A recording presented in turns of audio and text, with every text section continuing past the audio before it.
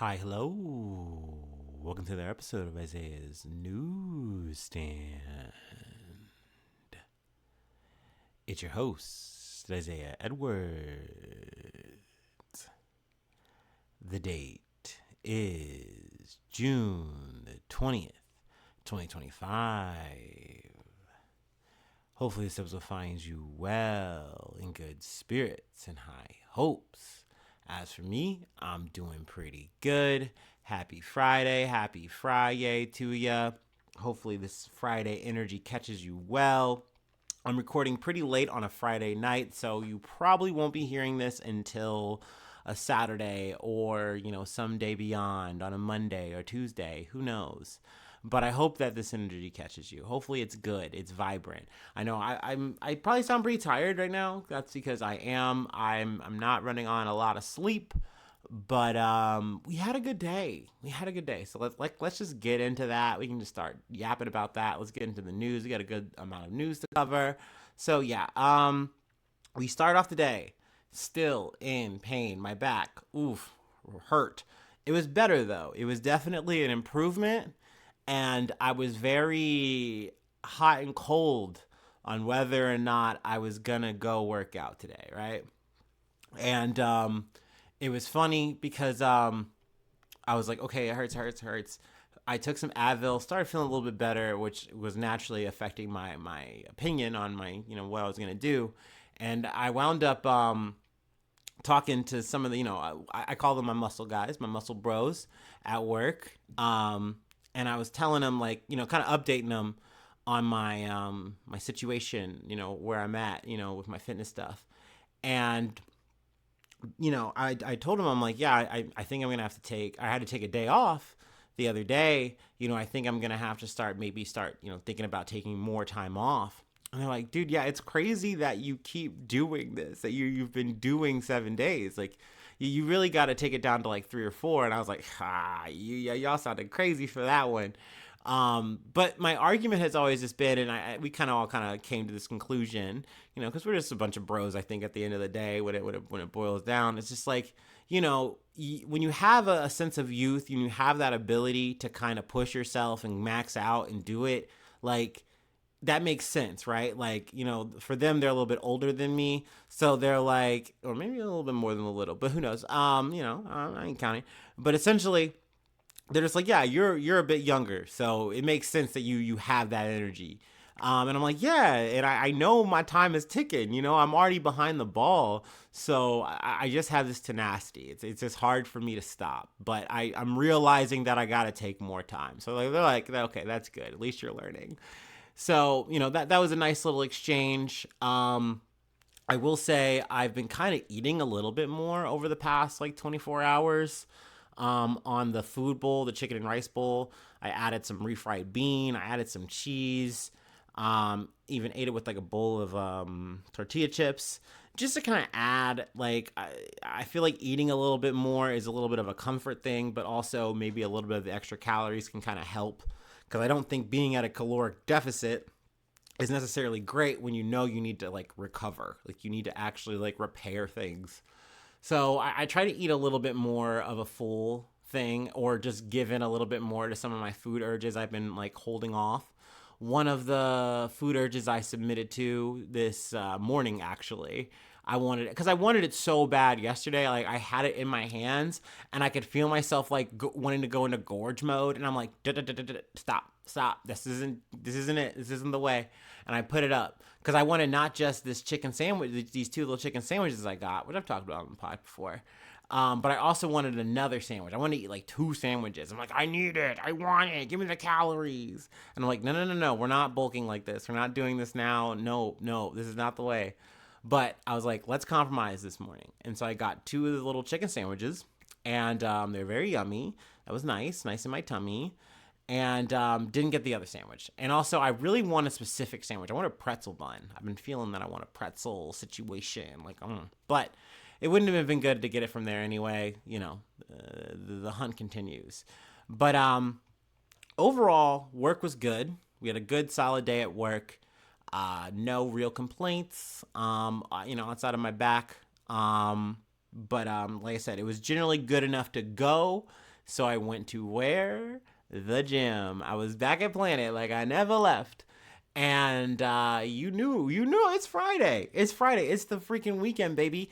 I'm about to lift heavy for fun. No, so we did that, and I was very scared. Like, like I was like, I had this like gleeful anxiety of like, can I do this? Am I gonna do this? Am I gonna blow my back out again? Like, this is gonna be so stupid. Don't do it. And I'm like, I'm gonna do it though. And I really, the two things I was most scared about was lifting or squatting at 225 and deadlifting at 225. Like that's my max right now. So trying to do that when you know your lower back could just give out could be a pretty bad situation, right? So I was a little concerned, but I hunkered down, I got it done, and overall my back was fine. I will say my back does hurt still. Like I'm not out of the woods yet, but I was just like, I gotta get it in. I gotta get it in at least one time for the one time. So it felt good to just lift heavy, get through a full gym session. I will say though, counting the tape between doing that plus having to run another surprise errand that I kind of didn't expect to do. That's why I'm recording so late. So, these things happen. I'm sometimes a busy man. Even though, I have no prospects, nothing really, really important to do with my life outside of working my 8 hours. It surprises me how little time I have, sometimes, some days. But so it goes. It's a good thing. It's a good thing to have time filled, doing things that you need to either do or things that you want to pursue. So I'm in a good place, in a good state about it overall, if I'm being honest. So yeah, I mean, still vibes from my back. Hopefully, I continue to, be able to lift the way I want to lift, and it doesn't get worse, it gets better. So here's to that. Here's for that. We've yapped. I feel like I've gotten it all out of my system for that. We can go ahead and do our startup, and let's get into some news. But a bit of, I want to say preamble, dare I say correction corner. I've had a change of opinion. I don't really have a corner name for that. So it is what it is. We'll just do our startup, and we'll get into that and then get into the news. We'll just kind of boom to boom.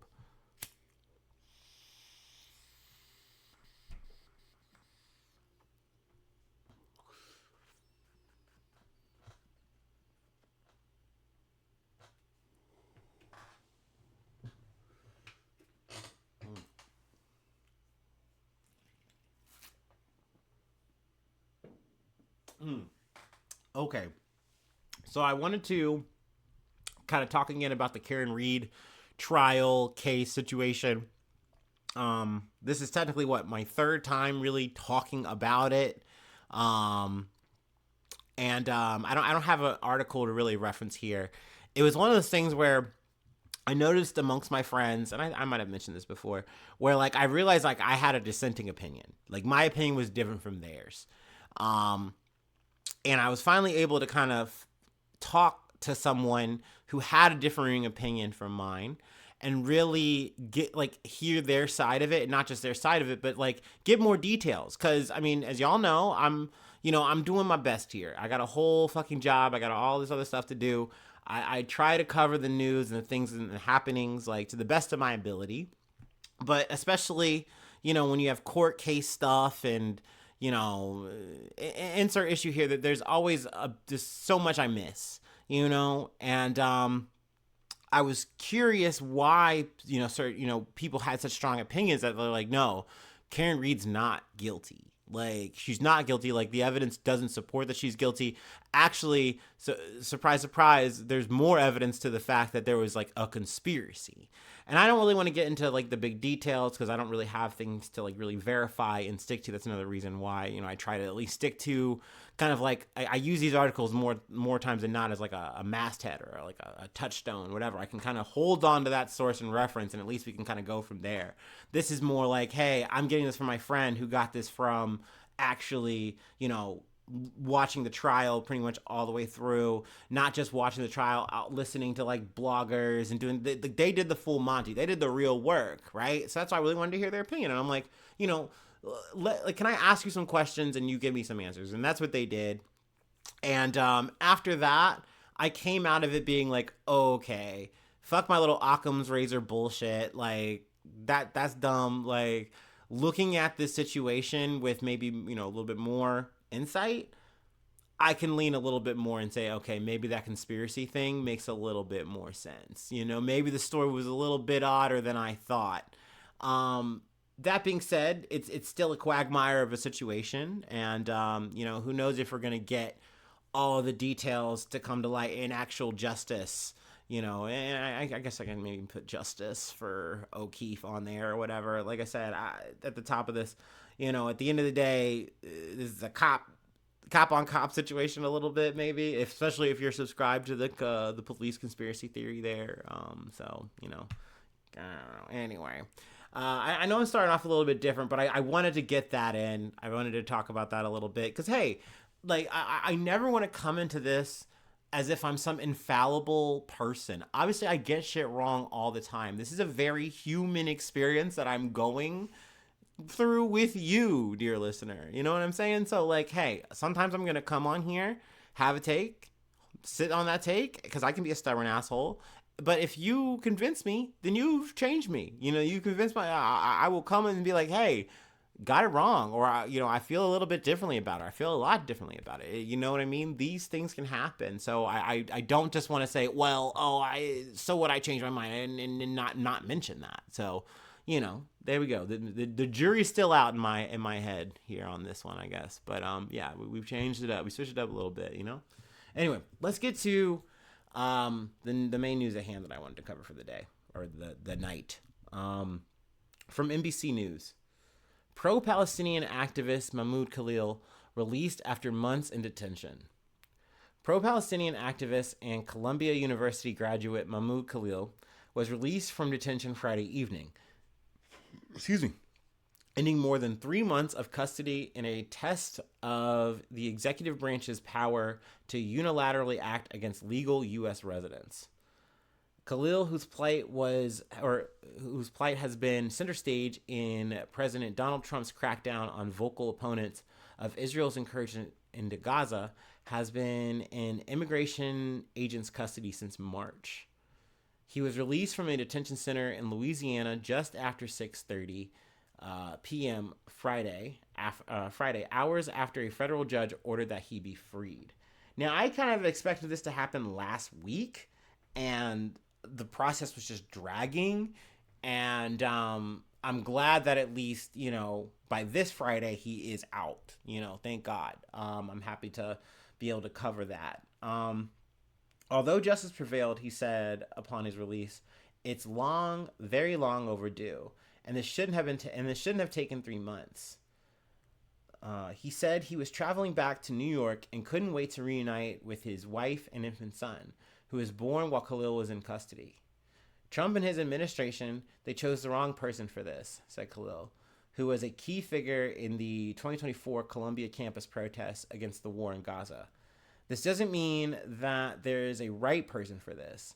There's no right person who should be detained for actually protesting a genocide, for protesting their university, Columbia University. In an earlier statement, his wife, Noor Abdallah, said she can finally breathe a sigh of relief and know that Mahmoud is on his way home to me and Dean, who never should have been separated from his father.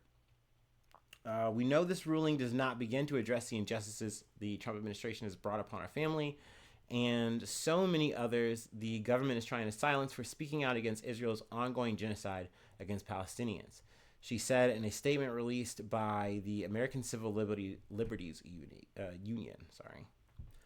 Assistant Homeland Security Secretary Tricia McLaughlin lashed out at rogue U.S. District Judge Michael Farbyers. I'm not getting that name right. I'm sorry. Saying he had no authority to order Khalil's release. This is yet another example of how out of control members of the judicial branch are undermining national security, McLaughlin said.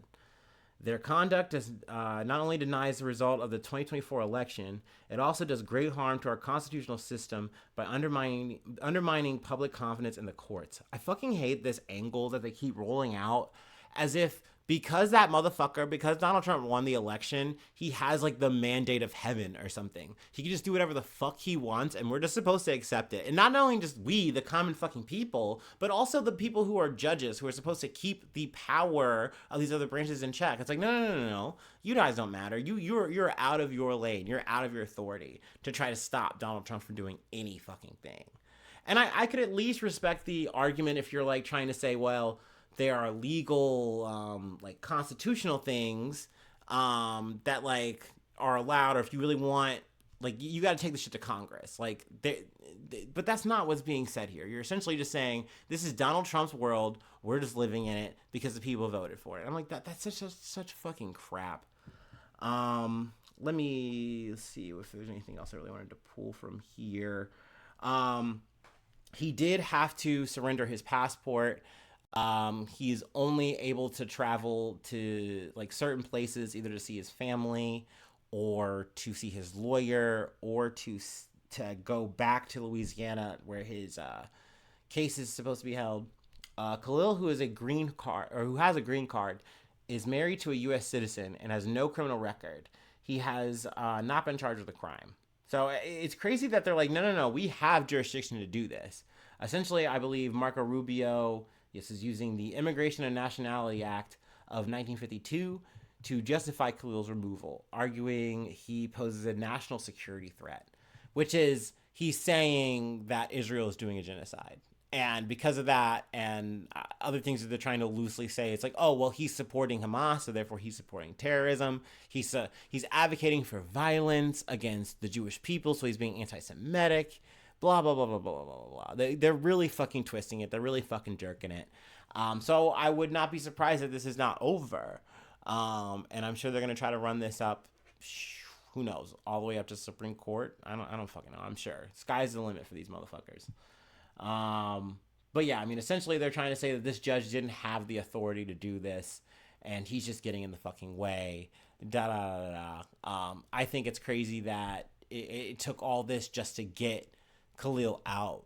You know what I mean? Like he had to miss his child's birth. On top of all this, like, it's so sad. It's so fucked up. And not to mention that there are so many other people who are going through this shit. So yeah, I definitely was happy to bring this news to the podcast. So, at least that's a bit of good news, but I know that it is not over.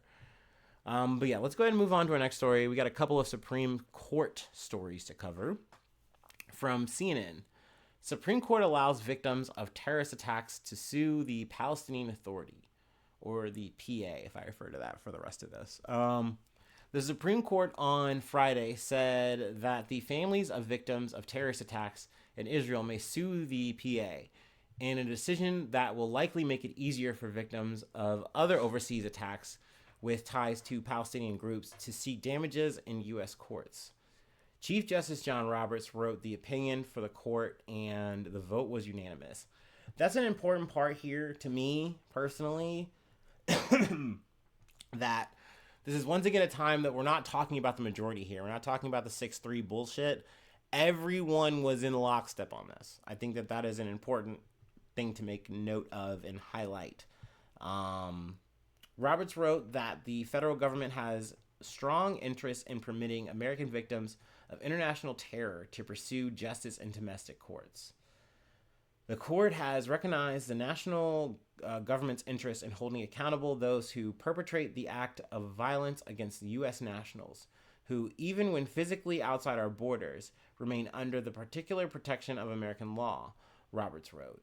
So, too, the national government's corresponding authority to make the killing of an American abroad punishable as a federal offense that can be prosecuted in U.S. courts. Now, I was like, wait, like, this seems very out of pocket and strange to be doing for the Palestinian Authority. We've been talking so much about Hamas. Like, I mean, I get it. You can just tie that, I imagine, with this kind of ruling or something, maybe. But, like, I'm missing the point. So I had to read a little bit further.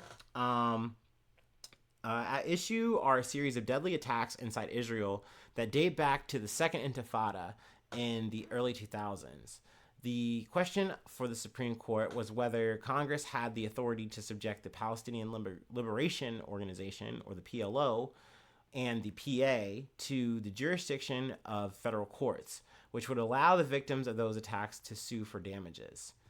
One of the victims, Ari Flood, we're going to say Ari Flood, an American citizen and the named plaintiff in the case before the Supreme Court, was stabbed in 2018, hours after the chairman of the PLO claimed the Israeli government wanted to establish Jewish prayer zones inside one of Islam's holiest sites, according to court records. A federal court in 2015 awarded victims more than $650 million under the Federal Anti-Terrorism Act, which permits Americans to sue for damages caused by terrorism. But federal appeals court in New York reversed that verdict, ruling that courts lack jurisdiction over the PLO and the Palestinian Authority. Which I guess I would say, personally, I do agree with that. Like, it seems like an overreach. I understand that you're looking for a sense of justice for your American citizens, but to be like, yeah, we are going to like dip in and make sure that you get justice by them paying you back, or, you know, we can like take their citizens and have them in like what, U.S. jails or some shit. We're saying, hey, we want that. That's what we want. And not only we are saying that as in like the conservative majority, I'm saying everyone on the Supreme Court is saying that, right? Like, that's like kind of the point I felt like I really was important to me to make. I don't know why, but it is what it is. I get why they do this though. You know what I mean? Just like when you run it back on the gun shit when it came to Mexico, like, do I disagree with that? Yes, I do. I don't think that that's right. I think that we should be on the hook for that shit. Like, we are a main reason why these guns are getting put in by like straw purchases and blah, blah, blah, random shit. But at the end of the day, the Supreme Court's like, nah, we're not going to rule that way. We're not going to run it that way. We're going to all agree that that's not how this works. And that's kind of what it seems like is happening here. That it's like, hey, we're all rallying around the idea that we're allowed to do this as Americans, as like, you know, for our justice system, we're allowed to operate this way. We have that kind of power. So I was like, it kind of makes me feel a little weird, but, you know, I do get it. I don't want to say, like, I don't understand this. No. But anyway, let's move along. We got another one to cover from USA Today. Supreme Court sides against disabled firefighter suing for health benefits discrimination. Now, this one I want to try to read a little bit more detailed. Hopefully I do that. The Supreme Court on June 20th ruled against a retired firefighter who wants to sue her former employer for reducing health care benefits for disabled retirees, a decision that failed to give the same ADA protections to retirees that current employees have. The court ruled that Karen Stanley can't sue the city of Sanford, Florida, under the Americans with Disabilities Act. That upheld a lower court's ruling that the ADA didn't apply to Stanley because she no longer worked for the city when she filed her challenge. Even though she's overlapped by her coverage, I'm pretty sure. They're like, yeah, but you're filing this too late because you're no longer working. But I'm like, it just feels like this is a series of bad loopholes, but I want to read further before I fully, I guess, weigh in. Writing for the majority, Justice Neil Gorsuch wrote that someone claiming discrimination under the ADA must prove that she held or wanted a job that she was able to perform at the time of the alleged discrimination. In other words, the statute protects people, not benefits, from discrimination, which is such an evil sentence, I think, to say. And the statute tells us who those people are. Qualified individuals who, those who hold or seek a job at the time of the defendant's alleged discrimination. So they're saying, it's like, no, we believe in protecting the rights of people, but like, we're talking about benefits here. And I'm like, who are the benefits going to? They're going to a person. I don't understand the legal rigmarole that is being used here to try to like bibbity boppity, let's take your fucking money out of your hands. Like, so you have to like pay for like this shit out of pocket. Your Parkinson's, you know, medications and things of that nature, by the way. If Congress wants to expand the law to protect retirees like Stanley, it can, he continued. but the decision whether to do so lies with that body, not this one. Essentially putting the onus on Congress to fix the issue, not them, which is something they've done. That's something they do. They kick the can around. In a dissent, Justice Ketanji Brown Jackson said retirement benefits are essential building blocks of the American dream. Disabled Americans who have retired from the workforce simply want to enjoy the fruits of their labor, free from discrimination, she wrote in the dissent that was joined in part by Justice Sotomayor. It is lamentable that the court so diminishes disability rights that the people, through their elected representatives, established more than 3 decades ago. Jackson said Congress could step in to fix the mistake the court has made. And I hope they do, but we fucking know that they won't. Like, the Trump administration does not give a shit about this kind of stuff. They want to sweep the shit under the rug because they don't feel like they should be paying for it. I'm still waiting on that big, beautiful bill shit, too, by the way. That's in fucking limbo, I guess. I don't know. Lower courts have been divided over whether retirees are protected by the Americans with Disabilities Act.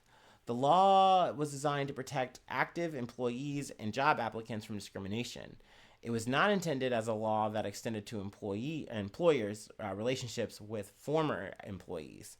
The businesses groups and associations representing cities and counties against Stanley's allegations argued. The law covers someone who, with or without reasonable accommodation, can perform the essential functions of employment positions that such individual holds or desires. Stanley's lawyers argued she was employed and thus covered by the law when her future benefits were curtailed in 2003. When Stanley became a firefighter in 1999, the city paid for $1,000 of her approximately $1,300 monthly premium for health insurance. Anyone retiring after 25 years of service because of a disability would continue to receive that benefit, or the benefit, until 65.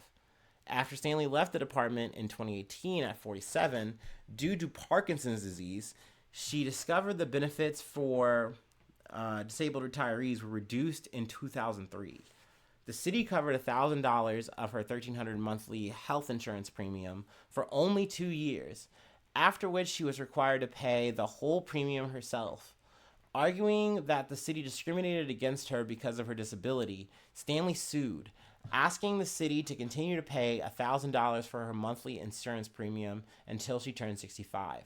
The city countered that even though Stanley's benefits were reduced, the company treated her better, not worse, than non-disabled employees who retired with less than 25 years of service because those employees get no subsidy while she retained it for 2 years.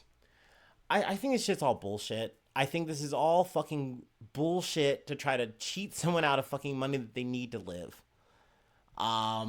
I think anyone who fucking defends this shit hasn't had to go through it in any way, shape, or form, either for themselves or for their family members. I just can't fathom it. Like, there's a level of evil to it to me. There's a level of malice to me that I find very upsetting. And I'm being very like I'm not using the right word. It's more than upsetting. Because you're just not treating people like people. And this is the land of opportunity. We're supposed to have such wealth and opulence. But yet, where's it going? It's not going to the people. It's going so that these companies make sure that they make as much money as they can. And the people at the top of these companies make as much money as they can. The rich just keep getting richer. And we die. We die slowly and painfully. Freaking out about how we're going to fucking make the ends meet. So, yeah, it bothers me that stuff like this shakes out in the Supreme Court the way it does. So I felt, compelled to cover it. We didn't talk about actually either of these stories at all. So I didn't think that was going to get me the way it did. But like, once again, I think it's crazy that when we're talking about anyone in these fucking courts, or we're talking about these people in Congress who make these fucking laws and word them the way they do, to set them up the way they do, even these insurance companies that go out of their way to give you this bare minimum, even though you are paying out of your fucking checks every fucking week or bi-weekly or however the fuck your checking money comes and goes. It's crazy that they are trying to do this, ultimately trying to slight you of the thing that you will inevitably need from them. You just get nickeled and dimed till you die, dude. It's a fucking joke. I'm reaching for it too soon. What am I doing? Hold on. I'm gonna take a water break. God damn it, dude. I don't know. I didn't expect to get so upset.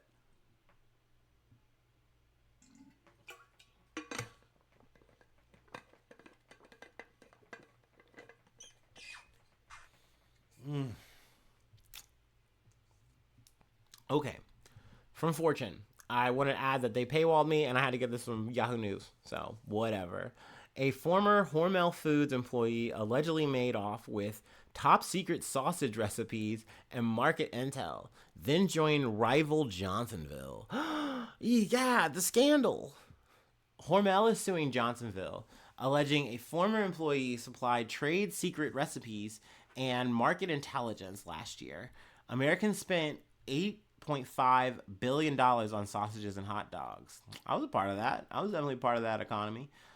Call it a brat battle or a sausage subterfuge. Ooh, that's sexy. That's sexy to me. I love some wordplay like that. Whatever the label, there's a standoff brewing in the sausage world. Hormel is suing its arch rival Johnsonville, alleging that a former employee left with trade secret recipes and market intelligence and brought them to the competitor. God. The sausage market is increasingly competitive, and improper use of confidential, proprietary, and trade secret information or wrongful competition or solicitation could cause a manufacturer significant competitive economic disadvantage, the suit reads.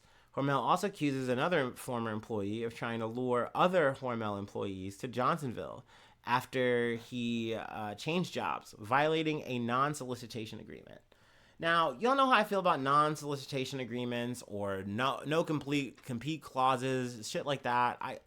I'm not a fucking fan. I would say these are like great examples for why these companies want them, because you're like, this person is literally like running off with trade secrets, or this person's literally trying to like poach other employees and move over to our rival company, and we don't want that. But I just want to kind of riff this. Who gives a shit? Like, real. Let me just be real here. Like, I don't fuck with Hormel at all. I think it's yucky. I think it's gross. I haven't had like a good thing at a Hormel, to my knowledge, like ever. Now, am I more of a Johnsonville guy? Yeah, I guess I'm working with the enemy on this one. I would prefer like a Johnsonville brat. There's a couple of Johnsonville products that I fuck with a little bit. That being fucking said, they're both ass. They're both garbage. There's no way that there's some fucking Hormel secret recipe that's so fucking good. I don't believe it. I don't. Like, I think you're hiding it from yourselves, because I haven't tasted it. So who gives a shit, right? Like, whatever. But needless to say, dogs are moving. This is important for them to keep their secret thing, their special thing that makes Hormel.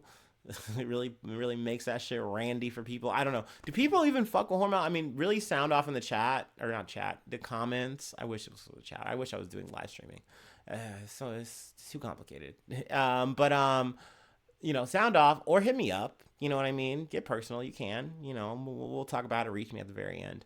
But yeah, I would love to know if you're more Team Hormel or Team Johnsonville. Obviously, I completely understand and respect if you're like team neither, because that shit's gross. And I'm like, bet you right.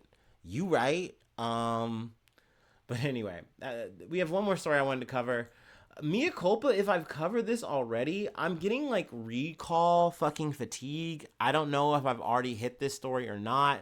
Maybe this is a different situation, but we got another bad chocolate thing. I don't know. I might be wasting your time here, and if that's the case, I'm sorry.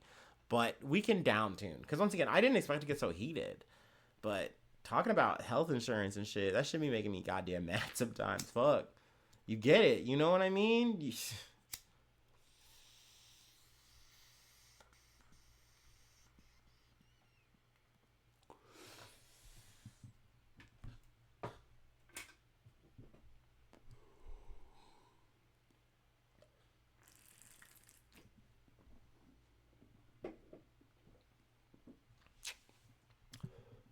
from Newsweek. Ooh. Chocolates recalled from stores nationwide. Chocolate products distributed throughout the United States have been recalled. Weaver Nut Company recalled its semi-sweet chocolate non-perils with white or Christmas colored seeds with specific lot codes because of potential undeclared milk allergens, the company said in a news release published by the U.S. Food and Drug Administration, or the FDA, on Wednesday. So that right there makes me think I did not cover this, because we've talked about chocolate before, but it wasn't Christmas colored to my memory, to my recollection. And plus, they said this was recent. This was like Wednesday. So, you know, I mean, hey, whatever. But this is also fucking, you know, Newsweek, MSN. This is kind of garbage wear. But anyway, relevant thing, there are details, of course, on what it is in the lot code. But it's semi-sweet chocolate Christmas seeds. I'm not running the lot numbers. There's one with Christmas seeds. There's one with white seeds. They almost look like snow caps a little bit. The image is so bad, though, that, like, at least from where I'm reading it, I think it's meant for mobile, that it just looks like two fuzzy images. But they almost look like snow cappy kind of situations. Obviously, if you got any problems, you should actually go to this site and check out. They got the number here. You could, what is it? See Westerhoff at weavernut.com. They got a number. We're not running that. But anyway, blah, blah, blah, blah, blah. Details.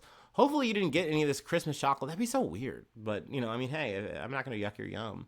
But, you know, hopefully you're fine. Hopefully you're good. But, you know, figured I'd just run that recall to kind of close this off. I know this has been an episode. No. Let's see. I got a burp. Oh, and it's also very hot. We're back on being hot, and we're back on me complaining about it. Finally, summer is here. It's close enough. Whatever. Anyway, thanks so much. Thanks so much for hanging out. Thanks so much for tuning in. If you'd like to help out, support the effort, I do have a Patreon, which reminds me, we got a new newsie. Normally I do this at the top of the episode, but you know, it's been a crazy day. It's been a long day. We're doing this at the end, and we're gonna do the newsie roll call. But Fu, thank you, sir. I was not expecting that. That hit me like a bolt out of the blue. You are now a newsie. I now dub thee a newsie. So yeah, thank you so much. That is actually a person that, if you know, longtime listeners will know, Commander's Conclave, way back when. Shout out to that. That was a fun project to be like a guest on. Playing Magic the Gathering, playing some Commander. He was, you know, a part of that project. So, you know, cool that he's showing love and is a newsie. I appreciate them. And so yeah, thank you.